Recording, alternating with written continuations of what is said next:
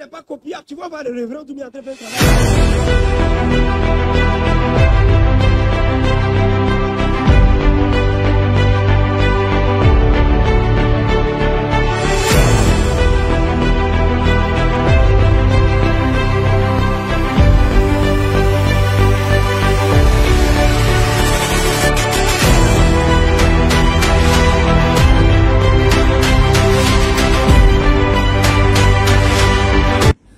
Soyez bénis les amis, c'est révérend Doumbia, l'ami des jeunes. Je partage aujourd'hui avec vous la parole de Dieu. Bien, vous savez, lorsqu'on a donné notre vie à Jésus, le parcours doit être conduit toujours par lui et sa parole, le Saint-Esprit et la parole de Dieu. Donc mon thème aujourd'hui c'est la conversion authentique et véritable. La première partie, la conversion authentique et véritable. Pour vous illustrer ça, je vais prendre un exemple simple. Quand nous étions à l'école primaire, on nous disait comme ça, il y avait le tableau de conversion.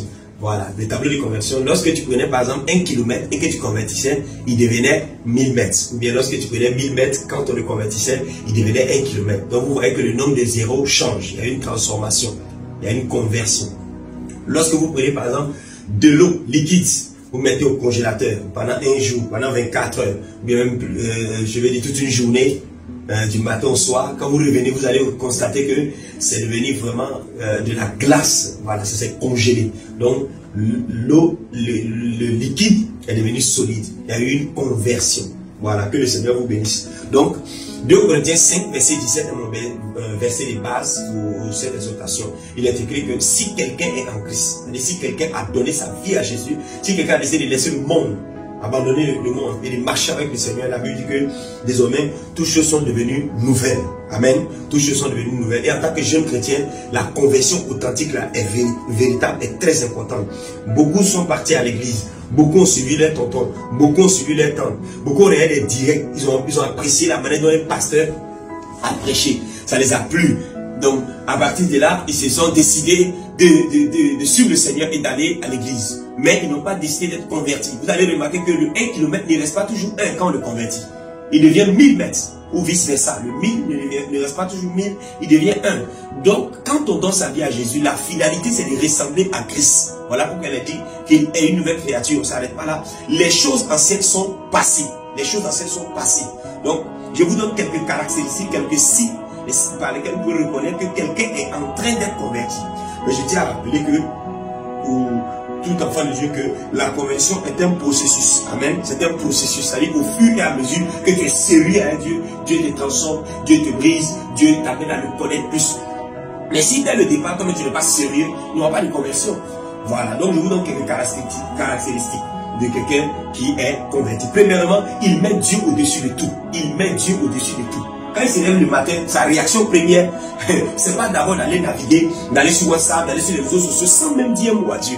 Il met Dieu au-dessus de tout. La première personne avec qui je parle quand je me réveille, malgré que mon épouse est à côté de moi, c'est Dieu d'abord. Quand je mets mon pied à part à terre, il dit Père, sois béni. Quand tu te lèves d'abord, même si c'est par surprise, quelqu'un est venu taper à ta porte, ou bien t'appeler au milieu de la nuit, avant même de décrocher le téléphone, Seigneur, merci parce que tu es vivant, c'est toi le premier dans ma vie, au nom de Jésus. Amen. Allô? Oui, c'est comme ça. Est-ce que tu mets Dieu au devant de quelque chose? Est-ce que tu sens dans ton cœur que Dieu a cette priorité? Ou bien pour toi c'est l'argent? Il y a d'autres, dès qu'on parle d'argent, en même temps c'est fini. Il n'y a plus de réflexion. Donc, premièrement, il met Dieu au-dessus de tout. Deuxième chose qu'il fait quand on est véritablement converti, deuxième chose, notre système de pensée est transformé. Tu ne peux pas dire que tu es chrétien et que tu penses la même chose comme les païens. Quand les païens voient quelqu'un qui n'est pas de son ethnie, il ne dit pas oh. Quand ils voient quelqu'un de son ethnie, il dit oh ben, lui là c'est un BT, lui là c'est un Yacouba, lui là c'est un Français, lui là c'est un Mali, lui là c'est un Burkinabé. Oh, ce gars c'est un Sud-Africain, non. Dans la mentalité de la nouvelle création est transformée. Il vit maintenant avec le système de pensée capté sur les Écritures. En fait, son modèle, c'est la parole de Dieu. Qu'est-ce que la parole de Dieu dit? Qu'est-ce que Jésus dit? C'est ça d'abord. Donc, quand tu es une nouvelle créature, la première chose pour toi, est-ce que ton système de pensée est changé? Est-ce que ton système de pensée est transformé? Est-ce que tu obéis à la parole de Dieu? Quand tu vois les gens, tu penses comment? Quand tu vois une fille, tu penses comment? Le païen voit la fille comme sa copine en même temps. Quand il voit l'argent, il dit comment je peux faire pour voler ça? Comment je peux faire pour couper quelqu'un? Comment je peux faire pour mettre un plan, pour mentir, pour voler? Non, son système de pensée n'a pas été transformé. Voyez-vous, la Bible dit ne vous conformez pas au siècle présent, mais soyez quoi? Soyez transformés par le renouvellement de l'intelligence. Le renouvellement de l'intelligence. Donc, la nouvelle création, son intelligence est renouvelée. Il a la pensée de Dieu. La Bible dit que nous avons la pensée de Christ. Par exemple, quand ton système de pensée est renouvelé, tu ne peux pas parler comme les païens parlent. Parce que tes pensées sont contrôlées par le Saint-Esprit.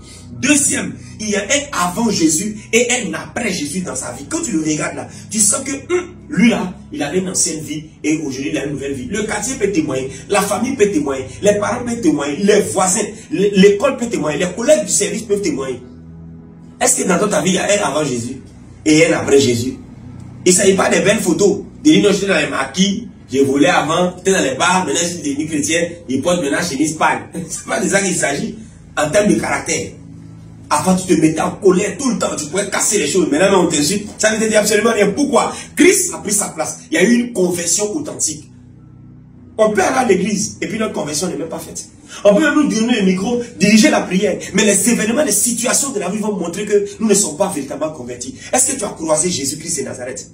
Est-ce que tu l'as rencontré? Est-ce qu'un jeune l'a rencontré? C'est bon de dire qu'on a des pages Facebook. Mes frères, aujourd'hui, pour faire direct, là, il suffit d'avoir connexion 1 giga. Tu mets dans ton téléphone, tout le monde va venir t'écouter. Mais les situations, les circonstances vont montrer si tu es vraiment converti. Quand quelqu'un est converti, il a, comme j'ai dit là, il a un avant Jésus et il a un après Jésus. Il a aussi un témoignage à rendre. Quel est ton témoignage? Oui, quel est ton témoignage? Tu étais quoi avant? Tu étais qui avant? Tu faisais quoi avant? Et puis Christ a transformé ta vie. Quand on est converti véritablement, ayant donné sa vie au Seigneur, il y a un témoignage à rendre. Il y a un témoignage. J'étais braqueur, mais regarde, j'aime les gens. Oh, je passais mon temps à chercher les filles partout. Beaucoup de filles en désordre. Mais regarde aujourd'hui, je ne suis plus dans ça. Avant-hier, une jeune fille m'a envoyé un message. Au milieu de la nuit, dit, hey, papa, tu ne vas pas croire que ça fait maintenant près de 7 mois. Je n'ai pas eu de rapport avec un garçon. Moi qui, autrefois, je ne pouvais jamais faire ça. J'étais totalement transformé. C'est ça la conversion authentique et véritable. Quand on est converti véritablement, écoute-moi très bien, la Bible et la méditation de cette Bible-là deviennent précieuses pour nous. Tu as ouvert ta Bible quand? La dernière fois où tu as médité un verset biblique, c'était quand? Beaucoup plus aiment prier. Mais ils ne méditent pas la parole de Dieu. Le ciel et la terre passeront. La prière passera. Mais la parole de Dieu ne passera pas. Ouvrir sa Bible, c'est ouvrir Dieu. Quand tu pries, tu parles à Dieu. Tu comprends? Quand tu pries là, tu parles à Dieu. Maintenant, quand tu as fini de prier, de parler à Dieu, tu ouvres les Écritures. Lui maintenant là, il va te parler. Un vrai chrétien doit pouvoir dire, il est écrit. Oh mon frère, nous tous sommes mourir ici. Tu dis non, il est écrit. Non, je ne mourrai pas, je vivrai, je raconterai les œuvres de l'Éternel. Tes amis vont dire, oh, lui là, vraiment, il a changé maintenant.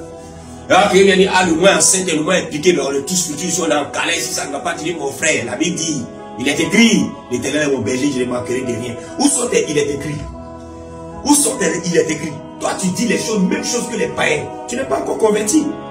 Quand on est converti, là, la Bible, on la médite. Quand on a fini de prier, on ajoute méditation. Si on n'a pas notre Bible à papier, on prend notre téléphone, notre iPhone, notre iPad, on loue un nouvel chapitre et on médite les Écritures, on réfléchit, Seigneur, quelle leçon je peux tirer de cette situation? Ce que Jésus vient de dire là, Seigneur, quelle leçon, quelle situation, je retire quoi de ça? Amen. Quand tu es converti, authentique, véritable, il y a une chose que les gens vont remarquer, c'est que tu pardonnes vite. Salut à tous ceux qui gardent rancune, vous n'êtes pas encore convertis. Quand on est converti, on pardonne. Ton cœur là, c'est pas frigo. Ton cœur là, c'est pas banque. Pour garder rancune contre ta mère, rancune contre ta soeur, rancune contre ton père spirituel, rancune contre ton tuteur, rancune. Est-ce que tu sais que si tu ne pardonnes pas aux gens, le Seigneur ne te pardonnera pas? Beaucoup d'éléments sont là. Dans le groupe musical, chante. Parce qu'on a dit, c'est toi qui devais chanter. On dit non, ah, excusez-moi, soudainement, notre plateau, il y a une soeur qui va te remplacer. Allez, rancune, colère. Et avec ça, vous priez. Conversion authentique n'est pas parfaite. Ah oui. Quoi d'autre encore? Mes amis, quand quelqu'un est réellement converti, je vous ai dit, tu ne te plais plus dans les palabres et les discussions inutiles. Non, Messie a dit. Non, c'est pas Messie qui a dit. C'est faux. Ah ben, c'est faux, c'est Abramovich qui a dit non. Oh, c'est pas vrai.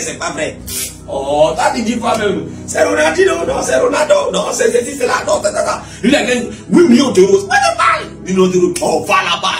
Oh, va chier. Oh, maudit là. Un chrétien fait pas ça. Quand on est converti là, mon ami, ça se voit dans notre langage. Tu ne te plais plus dans les palabres. Quand tu attends, quand tu dis, hé, y'a pas de mamie, tu es au carrefour. Non, quand tu es né de nouveau, quand tu es converti, ces genres de choses-là, tu n'es plus dedans. En fait, le Saint-Esprit vient te discipliner. Ta famille, autre chose, ta famille, tes amis, ton entourage. Il faut constater un vrai changement. Oui. Et il y a une chose, vous qui aujourd'hui, beaucoup de jeunes chrétiens, je les entends dire non, nous, on est avec nos amis païens, c'est pour les évangéliser. Dites la vérité. Dites la vérité. Le Seigneur a dit, si vous ne gagnez le monde vous gagnera. Toi, tu es sûr que quand tu es avec eux là, c'est pour les évangéliser. Est-ce que tu ne les accompagnes pas dans les bêtises? Beaucoup sont élèves. Vous avez au monde de parler du Seigneur à vos amis. Ils vont mourir dans ça, ils vont en enfer. Aujourd'hui, j'apprenais qu'un grand artiste jeune de la Côte d'Ivoire, il vient de mourir. Mais je suis sûr que d'autres chrétiens le connaissaient, mais ils ne lui ont pas annoncé l'évangile. Donc je vais vous encourager les amis. N'ayez pas honte. Parlez de Jésus. Mon frère, c'est comment? Tu montes avec tes camarades dans le bus, vous partez au lycée, vous partez au campus, vous êtes dans les universités, au boulot. Mais toi, tu ne parles pas de Jésus. Tu te plains dans les bêtises à eux. Pourquoi? Parce que tu n'es pas encore converti. Ton christianisme, c'est aller à l'église dimanche seulement. Ah non, mais attention, attention. Lorsque tu es converti de façon véritable, ton langage sera transformé. Tu ne peux plus dire imbécile, bâtard, sauvage. Et des injures comme ça, tu ne peux plus dire ça. Ton langage là, c'est circoncis. Les nouvelles choses sont là. Les anciennes choses sont passées. Tu ne peux plus te lever et insulter tes frères. Maudit comme ça, salaud, putain de merde, fils de pute. Excusez-moi, excusez-moi. Mais c'est ça, c'est le langage de quelqu'un qui n'est pas encore converti. Chrétien, tu ne peux pas dire ça. Il faut aller voir à l'église, mais il faut aller voir les pages Facebook. Va voir les statuts, WhatsApp. Des injures, tu te dis, mais lui, il fait quoi à l'église? Quoi d'autre encore? Tu ne peux plus être à l'aise avec le péché et sa pratique parce que quand tu es enfant de Dieu, la Bible dit que celui qui aime Dieu, il ne peut pas pratiquer le péché. Pratiquer le péché veut dire quoi? Il y a une différence entre tomber dans le péché et pratiquer le péché. Quand tu pratiques le péché, c'est que tu es comme un païen en réalité, tu n'as pas encore donné ta vie au Seigneur. C'est-à-dire tu voles et puis tu es à l'aise, quoi. Tu prends. Tranquille. Amen, alléluia. Pourtant, portable des gens dans ta poche à l'église. Mais voler l'église. Protocole volet. Voir les offrandes de la salle aux responsables des finances. Attention. Voilà. Tu ne te plais plus dedans. Tu es tombé, tu te relèves. Parce que le Seigneur dit, petits enfants, si vous avez péché, vous avez un avocat près du Père. Jésus-Christ, le juste juge. Si nous confessons nos péchés, il est juste fidèle pour nous les pardonner et nous purifier de toute iniquité. Je suis en train de prêcher sur quoi? La conversion authentique et véritable. Quoi d'autre encore? Il ne sort jamais sans prier. Oui, il ne sort jamais sans prier. Quand tu es converti véritablement, là, avant de sortir là, tu pries. Tu cherches la face du Seigneur. Tu dis, Seigneur, je veux de toi. Tu l'adores, tu le loues, tu le célèbres. Tu pries pour tes frères, tu pries pour tes soeurs. Tu confies tes projets à l'Éternel. Tu parles en fait avec Dieu. Quoi d'autre encore? Tu tires tes amis vers Jésus-Christ de Nazareth. Je vous donne les signes. Parce que si quelqu'un souffre de VIH-Sida, on va constater qu'il perd son poids. Il commence à maigrir. Voyez-vous, il y a des symptômes. Quand quelqu'un a tuberculose, il y a des symptômes. Quand quelqu'un est en train d'être converti, en train de ressembler à Jésus, tu peux voir les signes. Ce sont ces signes-là que je suis en train de partager avec vous. Il tire ses amis vers Jésus-Christ. Il les incite à venir vers le Seigneur. Vous savez, quand vous convertissez véritablement, vous allez perdre vos amis. Ça, c'est clair. Parce que vous n'aurez plus les mêmes causeries. Avant, quand vous asseyez là, c'est des bêtises que vous parlez. C'est des choses inutiles que vous parlez. Maintenant, tu ne peux plus être à l'aise. Pourquoi? Le Saint-Esprit est en toi. Et du fait que le Saint-Esprit est en toi, ça t'amène à ne plus aimer ces genres de choses. Et quand je parle de conversion authentique et véritable, il y a un ancien qui regarde cette vidéo, il va penser que ça ne lui concerne pas. Attends, on va faire une pause. Là, on dit la conversion, là, elle est graduelle. C'est un processus. C'est comme un escalier qu'on prend au fur et à mesure. C'est vrai, tu peux dire que tu ne voles plus, tu ne mens plus. Mais quels sont les domaines où toi seul, et puis ta conscience, vous deux là, vous savez que là, il n'y a pas conversion authentique et véritable. C'est là maintenant tu dois faire le check-in pour dire Seigneur, je vais te ressembler. Parce que l'église que le Seigneur viendra enlever, c'est l'église qui lui ressemble. La Bible dit tel il est, tel nous sommes. Le mensonge, le vol, l'orgueil, les comparaisons inutiles, il n'est plus dans ça. Quand tu es converti véritablement, ces choses-là sont ôtées de ta vie. Et cette étape-là, tu dois accélérer ça. Il y a des gens qui ont retardé leur conversion. Oui, je vous dis la vérité. Il y a des personnes qui ont retardé leur conversion.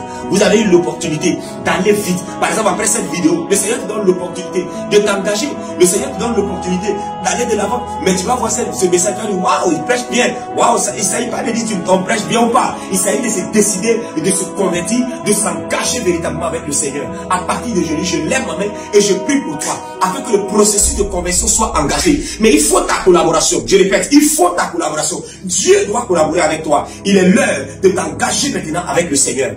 Père, merci pour cette personne qui a suivi avec puissance cette vidéo. Je prie que tu lui donnes la force de se convertir véritablement dans le nom de Jésus. Merci Seigneur pour ta grâce qui est sur sa vie au nom de Jésus. Chers amis, soyez bénis. Que ce message-là, tu puisses l'écouter, réécouter encore plusieurs fois afin que ta conversion soit déclenchée par la puissance derrière cette parole. Que le Seigneur vous bénisse. C'était le révérend Doumbia, l'ami des jeunes. Garde la parole dans ton cœur et décide de te convertir de façon véritable à la puissance du Saint-Esprit. Shalom.